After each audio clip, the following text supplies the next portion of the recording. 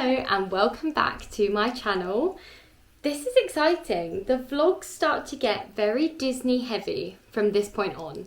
So it's Friday the 2nd of May. I've just finished work for the long weekend and I thought, you know what? I'm going to sit down and I'm going to film the planning vlog. And the reason today felt like the right day to do it was because 6 weeks today will be my first full day at Disney World, and obviously I'll be at Magic Kingdom. I will be walking down Main Street, taking in the smell of the sweet shop, hearing the castle and the opening fireworks, hearing the castle, you know what I mean. Just hearing the sounds of Disney World.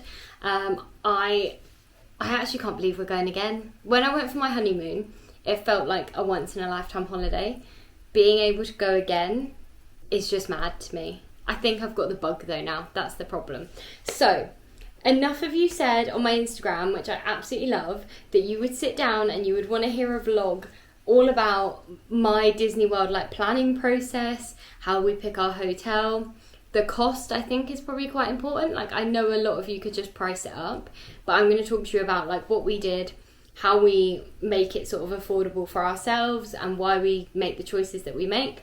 So get yourself a drink, a beverage. It could be alcohol, it doesn't have to be. Get yourself a cup of tea if that's what you want, but for me it's quite warm today. I do not want a cup of tea. So I've got my very gorgeous Barbie Stanley cup here that my sister got me for Christmas. I love it. I carry it everywhere because it means that I will drink, and this holds 1.8 litres, I think, or 1.18 litres. But I know if I drink a couple of these a day, I'm good. So, I've got my phone at the ready. You all asked me some amazing questions over on my Instagram, so we're going to try and do as many of those as possible.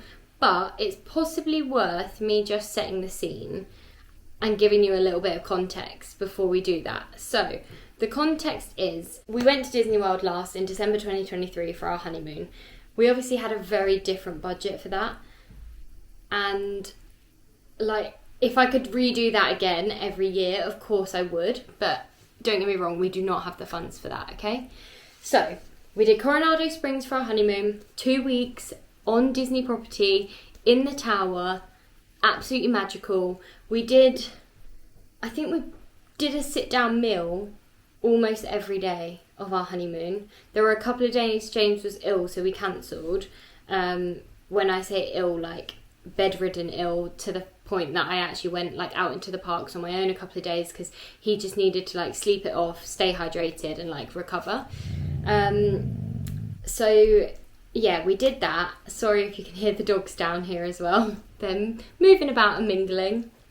So we did 2 weeks on our honeymoon, and after that I got the itch and the bug, probably about 6 months later. Don't get me wrong, I missed it from day one of coming back, but we had other nice things to look forward to. We had other holidays. We went to Washington at the beginning of this year, and we booked that at the end of last year actually. But there was something in the back of my mind that was I need to go back. I need that Disney feeling again. And I think with all of the fertility stuff going on, which some of you may or may not know about, or you might have seen on my page, for me, Disney is that tie that kind of brings me back down to earth and just makes me feel happy when I'm having a moment or if I'm not having a good day.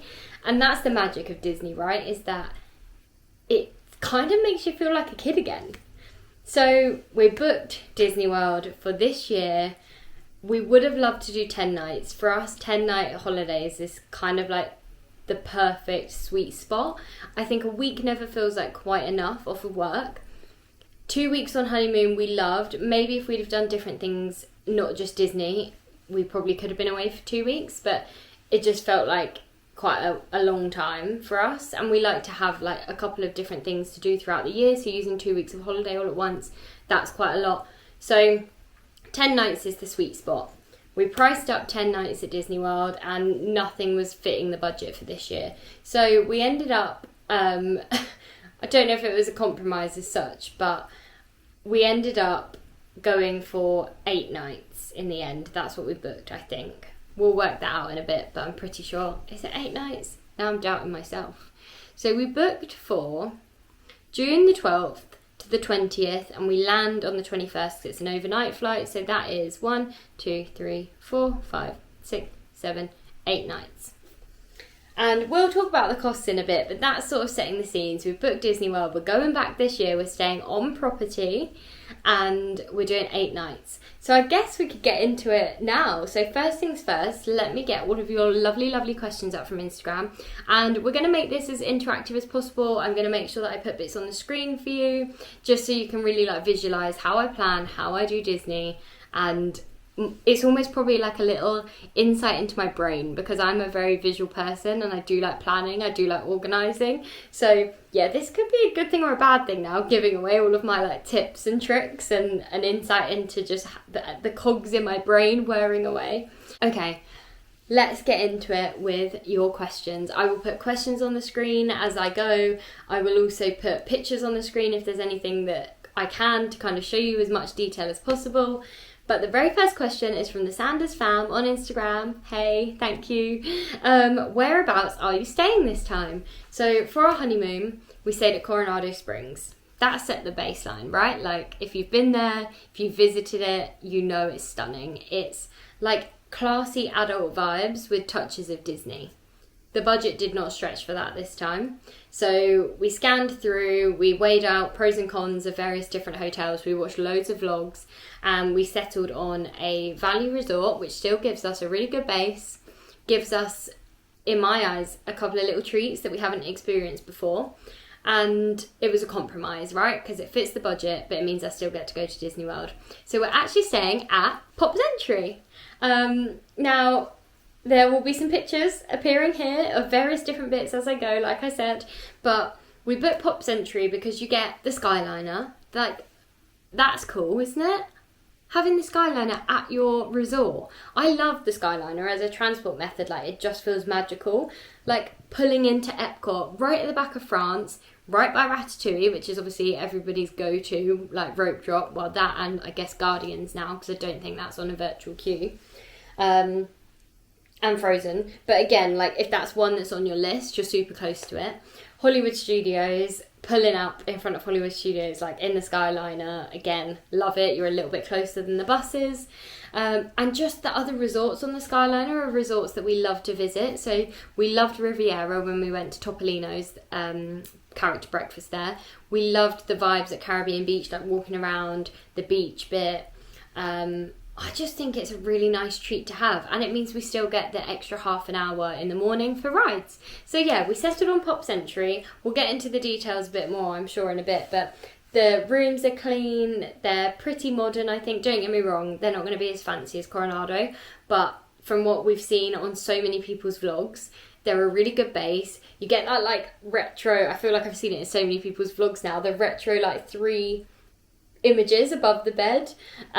Obviously you can also get the pull down bed, but we've requested a king room, so we are hopefully just going to have one king bed, which means no pull down. The bathrooms are a good size, they've got everything that you need. So I was like, do you know what, when you're doing 8 nights like we are, and especially when you're on resort and you're like just doing Disney, probably for a lot of people, you spend so much time outside of the hotel at the parks. You don't need anything fancy, you just need a good base. So yeah, honeymoon was very different, very special occasion, and this is just, I want to be back in the Disney bubble. How do I do it? How do I get there? So Pop Century is where we're staying this year. I'm super, super excited, and it's right next door to Art of Animation, which another like fangirl favourite for me is Cars the movie. It holds sentimental value for lots of reasons, and I cannot wait to go and see that like Cars section over at Art of Animation, and just like have the option to explore another resort so close. If we are having a bit of a chill day or a few hours, we can just go there, like mooch around, see what they're, you know, what they're up to. Yeah, it's nice to have those 2 options. So that's our first question. Let's see where we should go next. What about, I mean, Holly's question here is probably sort of linked. Literally everything. She wants to know everything. Well, Holly, we are going to get into everything. But also love hearing where people prefer to stay, and especially on site. I obviously can't comment because I talk about Disney like I'm an expert, but it's only because I spent so much time watching vlogs on the Disney app, and I've been this one time, at band camp. But I would say if you can do it, from what I know of the moderate resorts, the resorts that we visited while we were on honeymoon, they were incredible. Like, don't get me wrong, I'm a little bit gutted we couldn't afford to do it again this year. But hey, there's always future years, maybe even a Disney cruise. There's all these like other magical experiences I want to have, right? So this time we are staying at Pop. I think value resorts offer you so much. And just, I guess, to like talk about the categories of Disney hotels, you get value resorts, moderate resorts, and deluxe resorts. All of those resorts, any Disney property and Disney partner hotel, I think, gets the early entry into Disney, which means you get the extra half an hour before everybody else. You can access those rides. It's a bit quieter. The benefits really come from the deluxe resorts, which also get extended evening hours on some dates at certain parks. You also get obviously very different theming, a different level of sort of restaurant. But in terms of like just being in the Disney bubble, I think they all offer that sense of magic. They all get the free transport options. They're just all different in their own way. So have a proper look into what's right for you. But if you're planning on going to Disney, multiple times in your life, then hopefully you'll get to experience something from all of those. Let's see where we should go next. How far in advance did you book your trip? This is from the Magic Godmother, who has sent me in a couple of questions, so we'll probably cover a few. Let's go there first. How far in advance did you book? Do you know what? That is a really good question because I can't even remember, so I'm going to look live for you right now. We booked... Oh, okay. This makes so much sense. We booked in January, and I think that was because we booked Washington, which is the trip that we've just done. You can go and see the vlogs. We booked Washington at the end of last year for March, and I think I was already sort of trying to convince James and slip into conversation that I wanted to go back to Disney. And in the January, we priced it up. We also had some Virgin points to use, which I'll talk about that when I talk about the costs. And it ended up just sort of working out on for the price that we found, for what we found. We were like, okay, yeah, let's just book. So this trip we actually only booked 6 months out. When we did our honeymoon, we booked about a year out, so we had way longer to like pay it off. But yeah, 6 months out, that doesn't feel that far really, because it's flown by. Like, we booked in January, we had a holiday in March, and now here we are 6 weeks away from being in Disney World filming Disney vlogs. Sorry, I can't. And I have to keep reminding myself, I have 6 weeks to go. My friend Natalie, who, if you don't follow her already, she's going to have questions here in a bit anyway, so I'll put all of her links. She goes tomorrow for 3 weeks, and I'm going to miss her so much. I'm also so jealous. And I keep wishing like for my holiday to be here, but then I get a little bit sad because that means if my holiday's here that hers is already over. So yeah, she's got 3 weeks in the magic. She's going to be vlogging all of it. So you can watch her vlogs and then you can watch my vlogs back to back, so you don't miss out on any magic. So yeah, 6 months out, I think that for us was like, okay, we'd planned it, we'd budgeted it based on like incoming monies, that would work out well in terms of when we had to pay it off, which we had to pay it off in April. Yeah, so it's normally like 2 months before the holiday. I think about 8 weeks out is when you have to pay the holiday balance. So that was one of the questions. Then where shall we go next? Question. Another one, because I know she messaged me and said that she basically like spammed me with questions, so we'll go to the Magic Godmother again. What does our itinerary look like for our stay? I love this question because I am a planner, and James calls it organised fun. It's not organised fun, but especially now because we're on like a condensed schedule versus the last time we went, I feel like there's so much to see, so much to do, so much food I want to try. I need to like roughly visually see what my brain thinks will work. So what I normally do is I build like a Canva itinerary, and it's not an itinerary by like hour, so it's not like day 1, wake up at 7, breakfast at 7:30, be at the park at 8, ride Tiana's by 8:30. It's not like that. It's just a visual dump of my brain, and it's then sort of creating a bit of a breakdown of the day, more by time of the day, part of the day. So I've done it in 3 sections, which you'll see here. What I do is I've got the first tab shows me all of the days and just an overview of like the park we're going to start at, because we're not necessarily going to be at a park open to close full day. We might park hop, we might go back to the resort for a bit and do the pool, we might go back in the evening, but I like to sort of know in my head what park am I starting at on that day, just so I can then roughly plan what we might do for the rest of the day. Then I'm breaking it down by day. So then this is where you'll see I sort of have like a picture of the park, the date. I want some like general park info on these because I'll probably use these as like my phone screensavers when we're out there. So that will tell me what time is early entry, what time does the park close, and what time any shows are. So like fireworks, parades. There might be a new show when we go to Magic Kingdom. Is it Starlight Parade? The nighttime one with all the lights. But they haven't announced yet the official date, I don't think. But yeah, I just want to have that info like really quick to access. And then I break it down by morning, afternoon and evening. The doggies are now mooching around. Come on then, sit down. Sit. So yeah, then I break it down by morning, afternoon and evening. And that's just to give like a rough overview of what we might get up to in that time of day. So in the morning, for example, I think on day 1, you'll see on this sheet, it probably will be breakfast at the hotel and then get the bus to Magic Kingdom, because on our first full day, I do want to rope drop Magic Kingdom. It's always my day 1 park. And then I've got a couple of like rides here as ideas that I want to get done in the morning. So Tron, Seven Dwarfs, Tiana's for me is like a must do.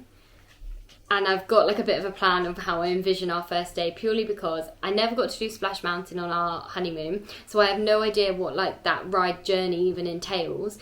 And it's had now the facelift to be Tiana's, and it's one of my favourite film, Tiana's. Like, I absolutely love it. I love the songs, I love the theming, I love everything about that movie. So I've been trying to avoid watching any of the like POV full ride like walkthroughs and stuff, because I just want the magic of that first experience to hit me on day 1. And controversial, the People Mover's on here as a day 1 ride, because I just love sitting down, taking a minute, enjoying like the relaxation of the People Mover and looking out onto the park and doing people watching. So People Mover is a day 1 for me. What I would love to do is, because I know what James and I like, we'll get up early, we'll do quite a few rides and a few bits, and then when it starts to get busy with like other people, families, the peak of the day, especially when it's hot, that's probably when we'll duck out, maybe go to a resort for a bit, not our resort necessarily, but like a different resort, go and get some food, or go to a different park, just have like a bit of a break, doing something else, walking around, taking it a bit slower. So my thoughts are for day 1, hello baby, that we then could go to Port Orleans French Quarter, which, can you get a boat there? Oh no, you can get the bus, I think, to Port Orleans Riverside, and then get the boat across to Port Orleans French Quarter, just to have that experience, have a bit of a chill. And then I want to get beignets. Beignets are 100% a day 1. If you haven't had them before, which I haven't, then you'll likely know from watching other people's vlogs, we need to have them. I already know, just from seeing them on a vlog, they're going to be crisp and fluffy and sweet and delicious. I'm talking about it like I've had them. I have not. But here's a picture of them. Like, tell me that you don't want that. So yeah, we're going to go and get beignets. Then my thoughts are that we would possibly get the bus to Epcot, maybe do a couple of rides depending on wait times, head back to the hotel on the Skyliner. See, we're throwing in different modes of transport already. And possibly then chill out for a little while, maybe explore a couple of the bits on offer at the resort, explore Art of Animation, and then probably go back for the fireworks, because it's not a day 1 at Disney World if you don't watch Happily Ever After, in my opinion. So that's like roughly my travel itinerary, and I'll do that for every single day. So I'll have a guide of like what park, If we've got any dinner reservations, that will be built into there, or sit downs, all of that will be in there. And then I also have, which you'll see on the screen now, an overview for the whole park. So I'll have one sheet for every park which says what are all the rides we want to do on this trip, any experiences. I've also got a little photo box because there might be like key places I want to have photos, and then snacks and quick services that are sort of like must-dos on the trip. That's just how I visually put everything that's going on in my brain onto paper and make it look pretty at the same time. So, where shall we go to next? I've got so many questions from the Magic Godmother, but I'm going to keep a couple of hers for a bit later. I've got a few more. Okay, let's go to one of Nat's. In fact, I'm just going to put all of hers on the screen now and we'll talk through them. So, P.S. you look so pretty here. This was in relation to my Instagram story. Love you. How do you decide on a resort as someone who stays off-site? So Natalie and I have had this conversation quite a few times because they do a villa and then park tickets separate, and then they have the freedom to do what they want. They hire a car, they go back to the villa like in the afternoon. I love the idea of doing that at some point, but I also love being on site, like from what I experienced on honeymoon. I love Disney transport. I love being in the Disney bubble and like that sort of overwhelming feeling of Disney, which is mad, but I just like to feel completely like encompassed by it. Yeah, I think that's the right word. It just feels like a big Disney hug, like when I'm there. So for me, I think we probably will look to do a villa at some point in time, but if I can afford to stay on site and budget allows, then I probably will. I know there's probably loads more of Orlando to see, and I do really want to go back and do Universal, especially now Epic's open, because we haven't got time to do that this trip. But I'm not like a big coaster person, so Disney for me is like the right mix of the two. In terms of actually deciding on a resort, that very much depends on budget, because I would have loved to stay at Animal Kingdom. Doesn't mean I actually can. So for us, we weigh up the pros and the cons of both. We sort of look at what fits within our budget, and if that's a few, great, then we work out what's best for us. Another resort we really want to try is Port Orleans French Quarter. I've heard that's really nice to stay at, and they've just refurbished all the rooms. But generally, we just have a bit of an overview. What do each of those resorts offer us? So with Pop, for example, we could have stayed at, what are the others that don't have the Skyliner? Is it All Star? Yeah, the All Stars. All Star Music and All Star Movies. I think they were a bit cheaper, and they're still in that value category, but Pop normally ends up being the higher end of the value because you get the Skyliner. So that benefit of like having a different transport method that feels quite magical, that was like a tick box for us. So that was how we picked Pop, essentially. And then also, what do you think about first when planning an itinerary? For me, I think about, so how many full days have we got there? And if we're just doing Disney like we are this trip, then I will typically try and work out how many days I want at particular parks. So on this trip, I think we've got 7 full days, which means we can't actually do every park technically twice, if you know what I mean. We're not going to be there open till close, like I said, but in terms of planning them into the schedule. So we've got, which you will have seen already when I just shared my template, we're only doing Epcot planned in to like be there once, but the likelihood is we'll end up park hopping there. And the reason for that is, for me, I loved Epcot, but we're not big drinkers. We don't do like drinking around the world, and the rides there are good. I love the rides, but I feel like there's a few key ones that we would want to do, and then once we've done them, that's fine. So Guardians will be on the list, Ratatouille will be on the list. We did like Frozen. They're probably like the 3 key rides. I would quite like to try Soaring actually this time. We never did Soaring, and now I'm adding to the list and it's getting bigger. But I don't see how across that list of things we want to do at Epcot we won't get it done. So that's generally where I start. Like, look at how many full days I've got, plan in the parks, and then I work around that. And obviously I try and look when the calendars come out if there's anything particular on, like any extra evening events that would mean we'd have to leave a park early if that's where we have planned to be for certain things. So all of that you have to factor in, but the app is so good. I think you can generally see about 3 months worth. So you can go on there, you can look at all the schedules, you can look at early entry times, park opening times, any evening events that are on. It will show you all the times of all of that as well. So yeah, have a little look online. You can see everything you need to see on the app. Where shall we go to next? Any tips for getting a cheaper Disney trip? From Alicia. This is a good question. Because I do actually have a tip, and given that I'm 27 years old, possibly should have done this earlier in life, but here we are. So something James and I did about a year ago now was we took out a Virgin credit card. Now that felt quite scary, don't get me wrong, I've had credit cards before, but they've all been 0%.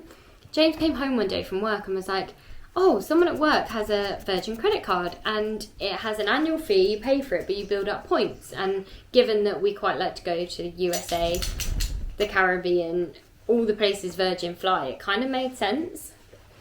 And I was like, okay, I don't really know what this means, but we'll have a look at it.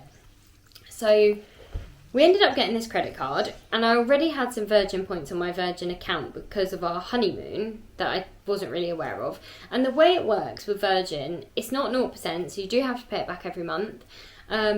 But basically, when you spend £10,000 a year, which it sounds like a lot, but trust me, when you're putting everything on it, your food shopping, your day-to-day stuff, your fuel, your holidays, you know, just booking a holiday, booking flights, it adds up a lot quicker than you think. And you get a certain amount of points per pound, depending on if you have the free account, the paid account, and what you're actually buying. Because I think you get more points if you're buying a Virgin holiday or a Virgin flight. But basically, that meant that when we booked this year, so we booked our hotel and tickets through Disney as a package, so park tickets and hotel over there. For our flights, we've only paid £500 for both of us, return economy flights with Virgin. And that's because we ended up using points.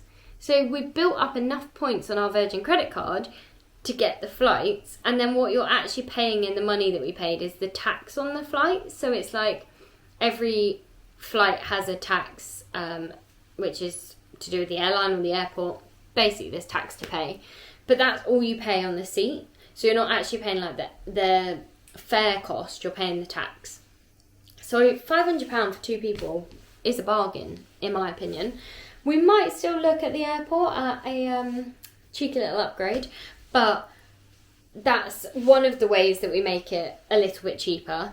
In terms of tips for getting Disney trips cheaper elsewhere, I would just say look for the offers. For example, they've just released the free dining offers for 2026, and I think that does work out very good value if you were already looking at going anyway at a particular resort and a particular time of year. You're getting that Disney dining plan for free. And I guess you could also look at doing things like the villa, staying off site and just doing tickets and going into the parks. You could also look at, if you want like a blend of both, you want luxury but you can't quite afford it for the whole trip, you could look at doing a value resort for 80% of your trip and then doing a couple of nights at your bucket list destination resort. There are lots of little things you can do, I think. When we went on our honeymoon, we didn't have any dining plans, so we just allowed a certain amount of money every day that we kind of budgeted and planned. On this trip, we've got the quick service dining plan. So that sort of meant in the total price that we've paid, in theory, that could cover all of our food for the whole trip if we didn't book any extra table dinners, if we don't buy any extra snacks, if I didn't buy any merch, but let's be honest, that's not going to happen. But in theory, if you didn't want to buy anything else, for what we've paid, the hotel and the tickets and the food are done because we got a dining plan, and the flights are done. So I've already told you about the cost of the flight. So what we should probably go to next, because I know there's going to be a question on here. Who's asked me it? Because I know it's here. Okay. Full cost breakdown for flights, hotel, spends, extras, etc. from L. May Beeston. Ellie, I'm sorry if I'm saying it wrong. It's on here. So let's get into it. Like I just said, for our flights, we booked with Virgin. We used our points. We also used, we paid the tax, and then we are still building up points. And actually, we got points back just from booking Disney World, because we also did that through Shops Away. I won't talk about the Virgin process loads. If you want to know anything more, this is not an ad, it's just somebody that didn't know reward credit cards were really a thing, or that might help, especially if you like to travel. Leave me a comment and I will just send you whatever it is I know, which might not be a lot. But yeah, that's how we did that. So let's talk about the Disney package and how much that's cost us, because I'm not afraid to talk about the costs. So the total that we paid for 8 nights at Pop Century with park tickets and a Disney quick service dining plan was £3,394. So if you break that down, 3,394 divided by 8, so it's £424 a night for 2 people, including food. So if I divide that by 2, so it's £212 a night for me to be at Disney, to have a park ticket, and for food. That's not actually that bad. Because out of that cost, you would probably have spent $100 a day on food, say, per person. So the rest of that, £112 a day, is your hotel and your park ticket price. I don't think it's too bad. Now, I was just going to check, were there any offers on when we booked? Because if so, that's obviously would show me, here's an invoice. I don't think the dining plan was free. I think it was part of the cost. Yeah, so when we booked, okay, that's why. So the dining plan was technically a cost, but when we booked, there was an offer on for X amount of free nights. So I'm just looking at our invoice overall. So the accommodation was £1,878. The Disney park tickets were £967. This is the total price for both of us. Then there was £234 taken off for free nights. And then the quick service dining plan for 2 of us was £783. So that is the total of the 3,394. So there was an offer on for free nights. So in theory, maybe without that offer on, we would have only been able to do, well, what's that, £234 off? Maybe we would have only been able to do 7 nights, which James probably would have never agreed to. So yeah, that's the cost breakdown of our flights, hotel. You guys will still be able to see it on the screen here, but I've just lost it on my phone because I went to look at something else. So I'm just going to get that back. So yeah, that is the full cost breakdown for flights, hotel, spends. Spends is open to interpretation, isn't it? I haven't really talked about spends. So we are going to take some spending money.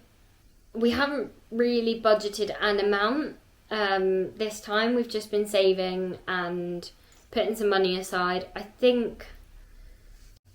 Okay, so when we're talking about extras actually, which we haven't done yet, we have booked some extra table service dinners, and they obviously come at an extra cost because they're not covered on our dining plan. So we've booked the Topolino's Terrace, that's $52 per adult plus tax. We've also booked Steakhouse 71. That's an a la carte, so I can't really give you a price, I don't think. Is it an a la carte? Yeah, so you just pay per, like you would normally, for whatever the cost of the dishes are that you have. And we've booked Summer House on the Lake, which is the same, so I don't really know what the cost of that will be. And then we've booked a mystery dinner that I'm not going to tell you about on our last night. And I think that one was $65 per person. Maybe $70 per person. So that was a bit on the pricier side, but for the experience, it's going to be incredible.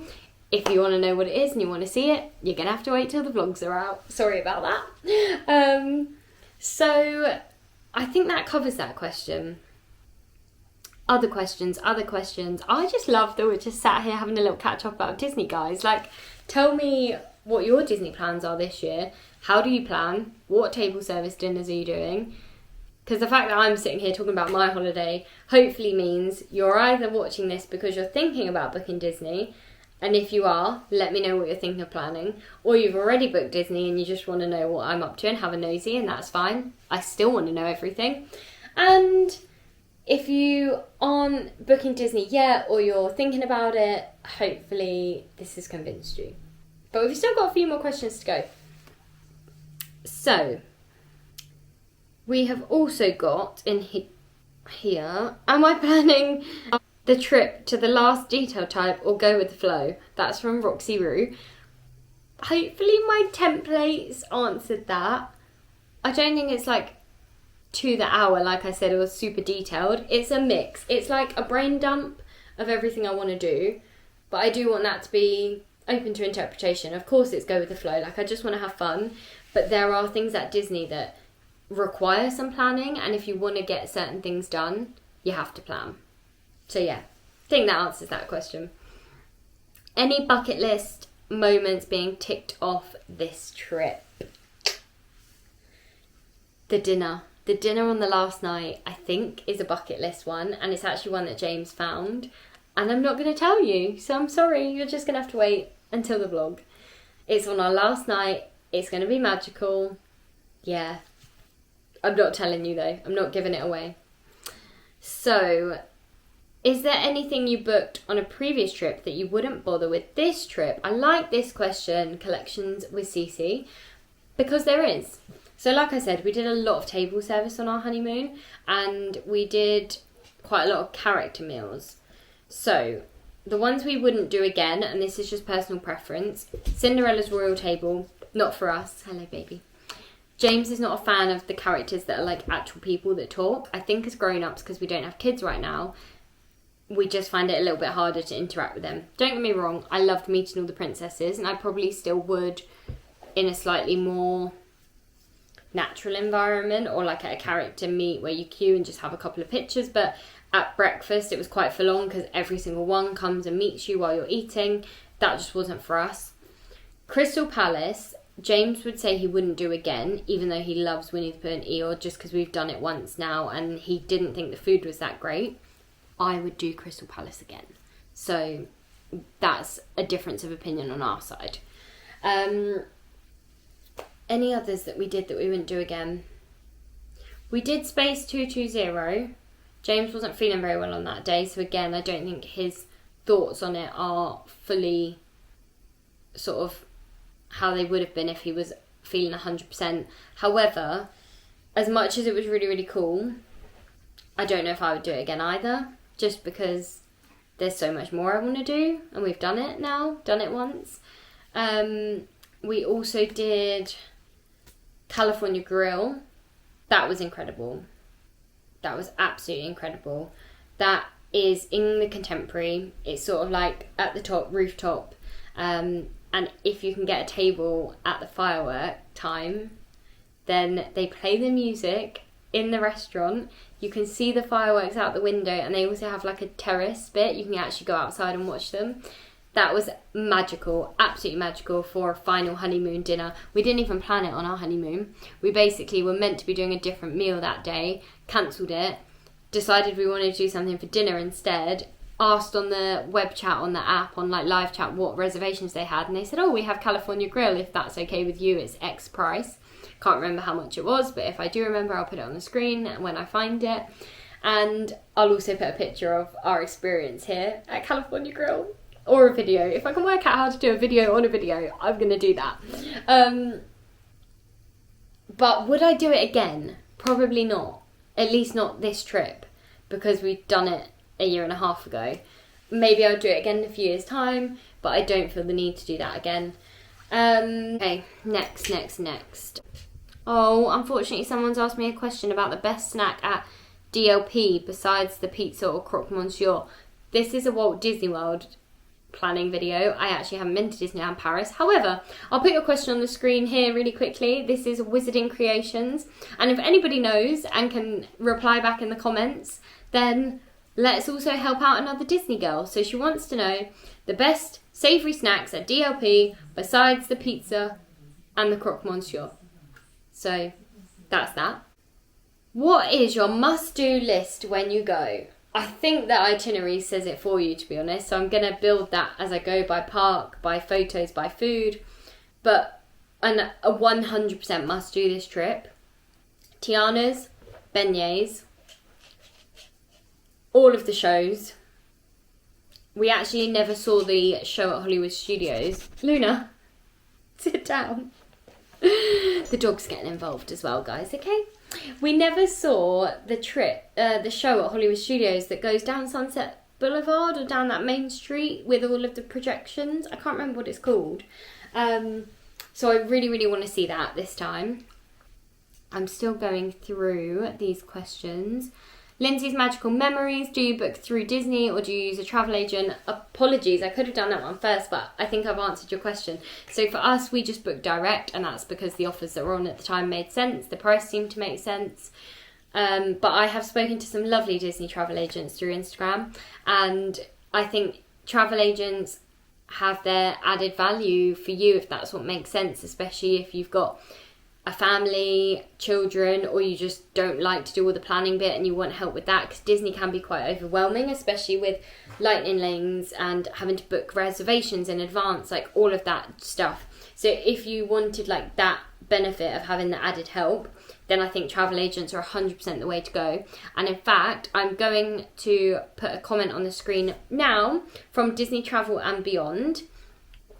And as she said here, she's here to help with any extra questions. She is an absolute, like, lovely, lovely soul. I met her so early on in starting my Instagram page and my TikTok page. And she actually said to me, you know, the way you post, the way you talk about Disney, you could definitely be like a Disney travel agent if you want, which is super, super lovely. However, I just don't have the brain capacity for that right now. So if there's anything that I haven't answered, I know you can go to her. She will answer all of your questions. She'll also price up Disney for you if you want. So go and check out her page. I've got here a question that says, your fave planning hacks / organisation hacks, and can't wait to watch your vlogs, from Becca. Thank you, Becca. My fave planning hacks. Canva. I'm a visual person. I've said it once, I'll say it twice, I'll say it 3 times. Do what works for you, but for me, having that like vision board of our trip, 1, brings it to life and gets me really, really excited about it, but 2, it helps me then to like break out based on all the things we want to try and fit in. Does it realistically sound like it will work? Organisation hacks. I have packing cubes. I generally pack by either type of clothing, so like all t-shirts together, all shorts, all trousers, all dresses, etc., all ears, or I pack by outfit, so it's all like ready to go and grab and go. Pre sort of packing hacks are, I have a box in my spare bedroom under the bed, and it is a dedicated Disney box. So all my Disney clothes, all my Disney ears, all my Disney bags, everything Disney related is in that box, so I can just go there. When I buy something off Shein that's for the Disney trip, it goes in that box. That way I just keep everything together and I keep it organised. Hopefully that answers that question, and I'm so excited that you can't wait to watch the vlogs. I can't wait to film the vlogs. Like, it still doesn't feel real. Even sitting down now, like getting the DJI back out to sit at home and film a vlog about Disney, doesn't feel real. But we're 6 weeks from being there.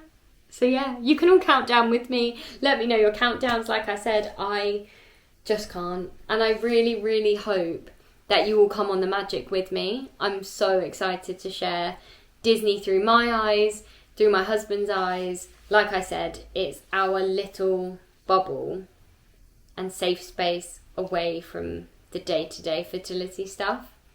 As much as that's super important to me and I want to have a baby, it's quite exhausting. It can bring you down quite a lot, and having that instant spark come back to you when I talk about Disney, think about Disney, post on my Disney Instagram page, or talk to all of you about Disney, it's needed. It's really needed. So this is lovely to film this today. How do you decide which days are best for which parks? Sorry, I've got an itchy eye at the same time. This is a good question. I don't really, and I don't really know. My logic behind it, the reason we're doing Magic Kingdom, for example, on our first full day is because our first full day is a Friday. And my logic behind that was that going in June is pre-school holidays. So in theory, I would assume that Saturday and Sundays are going to be slightly busier than the Friday. I know it's going to be busy regardless, but that was my logic behind like that, for example. And then I've just sort of worked out based on that, the 2 parks I'm doing on the Saturday and the Sunday, I know I'll have another day to do them again. So if they are busy, we can do half days, we can pop out, whatever. What other questions have we got in here? Please explain magic bands from the Magic Godmother. I missed that one. Magic bands are like your key to everything at Disney. You link it to the app, so you get them. They like have a NFC chip reader. Is that what they're called? Something like that. So basically you scan it into the app and it will ping up and say it's registered your magic band. That is your everything. Think of that as your key to the magic, literally. And I have my magic bands upstairs. You can unlock your room with that. You can enter the parks with that. You can pay for stuff with it. Technically, I think it like charges it to your room, which then in theory charges your card. I might be wrong. It might be linked to your bank card, but we never did that last time. You can... What else does your magic band do? The new ones now like react when shows and stuff are on, I think. We just have basic ones. I just really like wearing it as well. But you can just use the card. If you have they'll give you the card when you check in. That does all the same stuff. Lindsay, everything. Also a packing video, please. I was not going to do a packing video because I feel like they don't get traction. Maybe that's just because my Washington series is not something that lots of people are searching for, that I felt a bit disheartened, I think, from that vlog series that people didn't want to watch. I might do a packing video. We'll see how I feel about it. Everything. I mean, I think we've covered everything, right? I think so. So yeah, in 6 weeks' time, I'll be going back to the Magic. I absolutely cannot wait. I'll probably put a couple more like pictures here from my last trip just because when I think about it, it makes me so happy. Like the last time we were there, we were in our happy honeymoon Disney bubble. So much has happened in between that it's just life, right? But it brings you down, and I know that when I step foot off the plane into Orlando, those problems are just gonna like melt away for 8 nights. And that's what makes me really, really happy. So I really hope you've enjoyed spending some time with me, and I cannot wait to go to Disney and share everything with you. Thank you so much for spending some time with me to talk about my Disney World holiday. I find it mad that enough of you want to watch me and listen to me talk about how I plan, the costs and our Disney World trip. It's been so nice to just spend some time not thinking about the real world and sitting down, looking back at Disney pictures, answering your Disney questions, and just thinking about my trip that's coming up in 6 weeks' time. What? Like, that's mad. 6 weeks. So I really hope that watching this has helped you with planning your holiday, has got you excited for your upcoming Disney trip, or has got you thinking about booking your next Disney trip, because I know I'm always thinking about booking my next one, even when I haven't been on the current one, all the time. I really, really hope, though, if anything, that this vlog has just gotten you away from the real world for a little while, and you've been able to sit down, get cozy with your favourite drink, whether that's alcoholic or not, and spend some time thinking about being in the Magic. The next time I see you in terms of Disney vlog content will either be in the packing video, if I do one, or it will be on travel day when we will be heading from London Heathrow via Virgin Atlantic to Disney World. It actually doesn't feel real. Even when I say it's 6 weeks away, it doesn't feel real. Wowza. I hope that you've enjoyed spending some time with me, talking about Disney. If you haven't already, please leave me a comment, anything Disney related, any other questions that I haven't answered, anything about your upcoming trip.